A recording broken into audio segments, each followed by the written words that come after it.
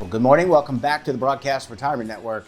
I'm Jeff Snyder. This is BRN AM for Monday, October 17th, 2022. And our top story today, rising auto premiums force consumers to look for alternatives. Well, Robert, it's great to see you. Thanks so much for joining us on the program this morning. Thank you, Jeff. Great to be here.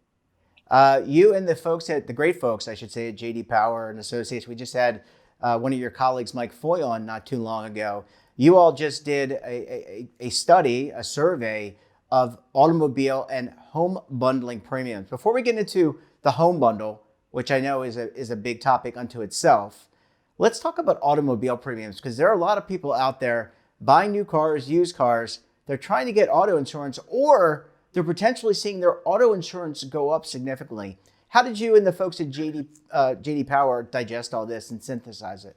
Absolutely. So we've been measuring auto insurance customer satisfaction for 23 years now at JD Power. It's actually our flagship product in the insurance space. And the big story that we saw this year was price satisfaction started to decline. Starting in about August of last year, we started to see insurers take rate. And as those renewals came up, consumers started to see their prices go up quite considerably. And it's really part of a perfect storm in the auto insurance market right now. We're starting to see frequency and severity come back, when in the past, frequency and severity was really the leading driver of auto insurance premiums going up. But right now, what's also affecting that is the price to repair vehicles, used car prices going up, which obviously impacts not only repair costs, but also those total loss costs. And so right now there's a lot of pressure on auto insurance companies to stay profitable, and they obviously need to pass that, price increase along to consumers. Yeah, and look, people maybe don't understand, myself included, what goes into pricing insurance. It's not just how you are as a driver, and I think I'm a pretty good driver. My wife, however, may disagree. But it's also the experience, Robert, of other drivers kind of in the same classification, if I understand insurance correctly. But how do they assign premia? Absolutely. So it goes through the underwriting process, and there's multiple factors that go into what you're going to pay for your auto insurance premiums. And one of the big trends right now in terms of auto insurance is usage-based insurance or telematics that gives you more of a personalized rate, not just on the characteristics of other people that are like you, but exactly how you drive and how much you drive. And we actually saw that become more popular during the pandemic as, customers saw their vehicle sitting in the garage, not using it. And, perhaps through education of insurers giving back premium due to customers not driving as much, they made that connection to risk versus what they're paying. And we saw these programs jump up in their usage by 33% through the pandemic. And that's actually maintained in this last year as well. Are we seeing, we had AAA on not too long ago. They had talked about safety and driver safety. Are we seeing a greater frequency of accidents? I guess my basic question is, are we becoming worse drivers, all of us in totality? Maybe we forgot how to drive during the pandemic. That's a very interesting question because there's a lot of components to it. During the pandemic, yes, we did see, an increase in severity, even though the frequency was down. And part of that was the roads were empty, people were speeding. Maybe they were using their phone more often. And so while the frequency was down, the severity was up because those accidents were at higher speeds. Now, post-pandemic, we're starting to see that frequency come back. I think the bigger question there in terms of the driver safety is vehicle equipment. Is that actually making us safer on the road? And how does that actually translate to insurance premiums? You would think that, these safety features are going to reduce the frequency of accidents. And that's true. But on the flip side, it's much more costly to repair those vehicles. So that bumper today with 10 sensors in it and a camera up front, that's going to cost $3,000 when it used to cost $500. So there's sort of a balancing act there for the insurers. Let me ask you, for people watching, consumers watching, how do you get the best insurance rate possible? You talked about the telematics. My wife and I both do that to track the usage in our car. And you can, of course, have the conversation about privacy, et cetera. But what are some things that we can think about? Obviously, don't get into a car accident. That's probably pretty important. And you mentioned make and model. What other things can we do to kind of lower that premium, especially if we're struggling financially? Yeah, well, there's certainly the common things that everybody thinks of: avoid accidents, avoid tickets. But some of the other things that customers maybe don't think about as often is, don't forget to shop. It's not a bad thing to shop and make sure that you're getting a rate that you think is of value for the service that you're going to get for that premium that you're going to pay. And another good area is make sure you're reaching the discounts that are available to you. Some drivers don't think about, especially if they have a family, you can get good student discounts for your teen drivers. If you reach retirement age, you can get retirement discounts.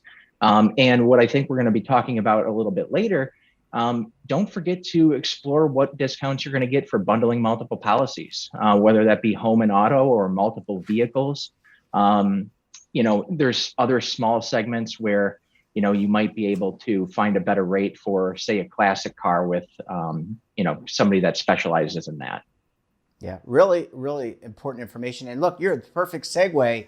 When we come back, we're going to talk about bundling. There's been some developments there. People are not necessarily always bundling their home and their auto. You're going to want to stay tuned right here on BRN AM.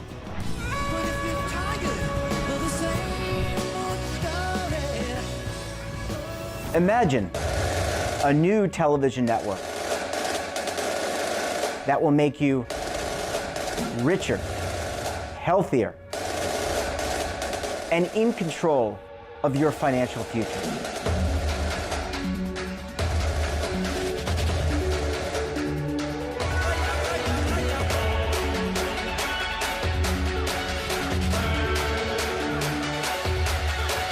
This network is for the policewoman in Nashville, Tennessee, the baker in Dubuque, Iowa, the teacher in Lexington, Kentucky. We want to make the idea of savings and retirement culturally relevant. But what do you see as a defining issue of the midterms, especially for the smaller businesses? I mean, they are the lifeblood of the American economy.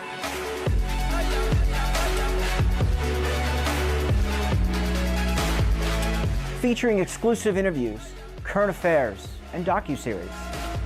33 years old, you retired early. The philosophy is money only matters if it helps you live a life that you love. But you got to start thinking about retirement as soon as you get in. The Broadcast Retirement Network will drive very high engagement with premium partnerships. So this isn't retirement and savings for your parents or grandparents. This is for all Americans. And we're going to change the way you think about money.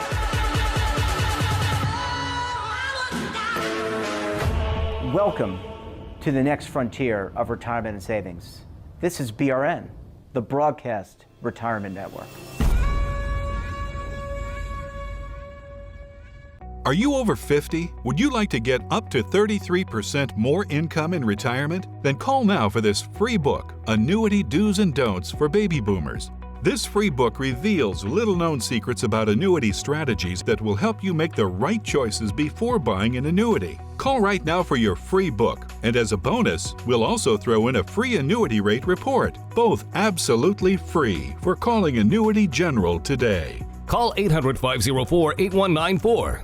Robert, thanks so much for staying with us this morning. Really appreciate having you stick around for segment 2. Absolutely. Thank you, Jeff. Robert, we talked about auto insurance, but a lot of people who own a home or, for example, rent or have some other insurance have tended to bundle their insurances together under one carrier. First, Why is this? I know part of it's economics, but why have people traditionally bundled their insurance coverages under one umbrella? Absolutely. So the most common reason is certainly getting that multi-policy discount. I think many consumers recognize, understand. There's a lot of advertising, about bundle and save out there in the marketplace. So that's very common reason why people choose to go with a carrier that can offer them multiple policies. There's other factors as well. The convenience, especially as we get into the digital age where people are using the website and mobile apps to access their policy, get information, they can see that all in one place. And so the convenience of being able to do that, being able to manage not only your policies, but have a better picture of your overall insurance costs is another big reason that consumers bundle their policies. On top of that, there's some other benefits.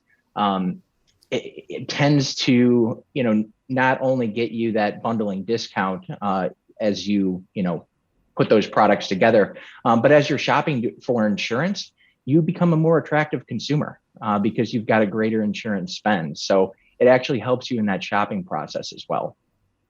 Let's talk about relating the rise in auto rates to unbundling. You and the folks at JD Power and Associates actually surveyed, and it looks like some of that bundling is actually eroding because of these auto insurance rate increases. Yeah, absolutely. So let me start by adding a little bit of context to that. We're definitely seeing rates go up on both sides, auto and home. They're going much faster on the auto side, and there's certainly a couple reasons for that. We went over, the rising loss costs, cost to repair vehicles, frequency severity issues, but there's also the fact that most auto policies are 6-month policies. So when those rate actions happen, they happen, say, twice a year for the consumer, whereas on the home side, they tend to be 12-month policies. So those happen once a year. And given the fluctuation and the turmoil really in the auto insurance side, we see those premiums accelerating and those increases going up. In terms of, where we see the bundling break apart, because those auto insurance premiums are going up so much and so many home insurance customers bundle their auto insurance with their home or even their renter's insurance with their auto, the increase on the auto being so much is actually causing them to think about, hey, am I going to get a better rate if I switch my auto? And now we can debate back and forth there, because what we're tending to see is that people are shopping, but not necessarily finding a better rate because everybody's prices are going up. And two, what we're starting to see as a new trend is thinking about, going to a telematics program for their auto, and their carrier may not offer such programs. And so they have to go somewhere else to take advantage of those types of savings. Or what we're actually seeing is, something that is a little bit troubling is carriers aren't necessarily marketing those programs to current customers. So they may not be aware of them. And so they see all the information about those telematics programs elsewhere and the ability to save for, low miles or really good driving. And they're starting to think about uncoupling that bundle and perhaps getting more savings than they would have for that multi-policy discount for having both together. I wonder if we're anywhere close to having telematics for home use. So if you're using that oven or that microwave, I don't want to put any ideas in the minds of people. Let me ask you, just as an aside, and this is not part of the survey, but we just had a major hurricane in Florida. That has an impact, I would imagine, on the home insurance rates in and around Hurricane Alley, for lack of a better, people who live in hurricane areas. But does it have a general impact on home insurance premiums in general? It does. If I could speak for a moment specifically about, Florida and sort of the hurricane path, we tend not to see bundles down there. Carriers would prefer to have those policies in separate, areas of the state, so they lower their risk of, a hurricane going through that path. And it certainly does, flow through to other areas of the country. But what is also important to understand is other areas of the country are experiencing other types of disasters as well, whether it be wind events, flooding, certainly fires in California. There's increases across the country, and we're starting to see carriers, say, de-emphasize finding new customers in certain areas of the country because the risk is so high. One other point to make for consumers there is that in Florida specifically, I should say in the rest of the country, you're typically paying more for your auto than your home. That's not the case in Florida. And so that's another important point there. And what we're starting to see in terms of the shopping element for both home and auto is that contrary to years past, given rates are increasing so much due to all these weather events and the cost to repair vehicles, we used to find that younger customers shopped more because they were used to using the internet and getting a quote online, and it's just easy for them. But what we're starting to see now that costs are going up so much is that retired customers, those that are likely on fixed incomes, are starting to feel the pressure of those rising premiums, and that's really showing up in their willingness to shop. Yeah. Last question for you, Robert, before we wrap it up. I want to ask you about interest rate increases because I don't know if there is a direct correlation to insurance rates, but I just think about when an insurance company, they're buying bonds, securing bonds in order to underwrite a lot of these guarantees, right? I mean, that's what they do, whether it's an annuity, whether it's an insurance company. Have you seen any impact at all? And again, this is not part of your survey, so my apologies for coming out of right field or left field. But do interest rates have an impact on what the Federal Reserve does? How does that impact insurance companies? It actually tends to impact insurance companies more so on the life insurance side. And you mentioned annuities, certainly there as well. But we tend to see it impact their financial, stability more so on the life insurance side than we do on the auto or the personal lines insurance side. Yeah. Well, interesting nonetheless. Robert, great to see you. Thanks so much for joining us, and we look forward to having you back on the program again very soon, my friend. Absolutely. Thank you, Jeff. Thanks for having me. That wraps up this episode of BRN AM. Have a topic of interest, someone you think we should talk to, drop us a line. And don't forget, for all the latest curated news in lifestyle, wellness, finance, tech, entertainment, so much more, and all in one place, check out today's edition of our daily newsletter, The Morning Pulse. Want to search our archive, check out our latest content, or visit our website, and of course, all of our streaming partners. We're back again tomorrow for another edition of BRN AM. Until then, I'm Jeff Snyder. Stay safe, keep on saving, and don't forget, roll with the changes.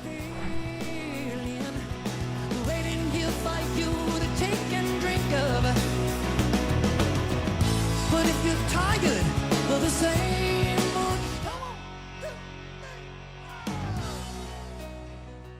Now is your opportunity to co-create content around any topic on the first lifestyle and wellness network. Reach a global audience through our platform and co-own exclusive branded content. All of our programs are available on demand and also as audio-only podcasts, so you can take us on the go. Broadcast Retirement Network, available anytime, anywhere, and on any device.